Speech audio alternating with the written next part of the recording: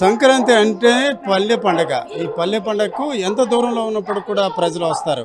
ముఖ్యంగా సిటీలో ప్రజలు ఏ రకంగా ఉన్నప్పటికీ, గ్రామీణ ప్రాంత ప్రజలు మాత్రం తమ వారిని కలుసుకోవడానికి ఎంత దూరం నుంచి రావడమే కాకుండా ఎన్ని కష్టాలైనా ఇబ్బంది పడతారు. ఆర్థికంగా ఇబ్బంది అయినప్పుడు కూడా వీరంతా చేరుకున్నారు. ఈరోజు చూసుకుంటే విశాఖ రైల్వే స్టేషన్ ఆర్టీసీ కాంప్లెక్స్‌లో చూసుకుంటే చాలా సుదూర ప్రాంతాల్లో ఉన్న వారంతా కూడా తమ గమ్యాలకు, తమ గ్రామాలకు వెళ్ళడానికి సిద్ధం అవుతున్న పరిస్థితి ఉంది.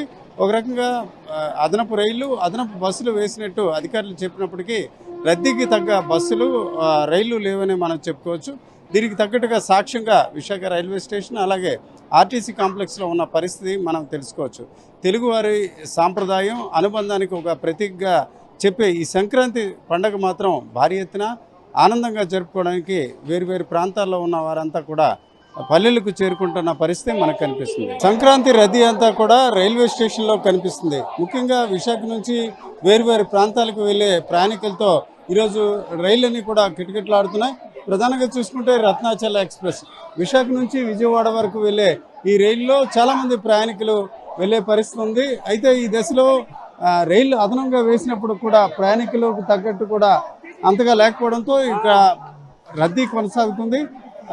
అయితే ఇప్పటికే క్యూ లైన్లో వారిని పంపించే ప్రయత్నాలు చేసినప్పుడు కూడా ఎక్కువగా రద్దీ ఉన్న పరిస్థితి నేపథ్యాన కొంత అసౌకర్యం మధ్య కూడా వీరు వెళ్తున్నారు.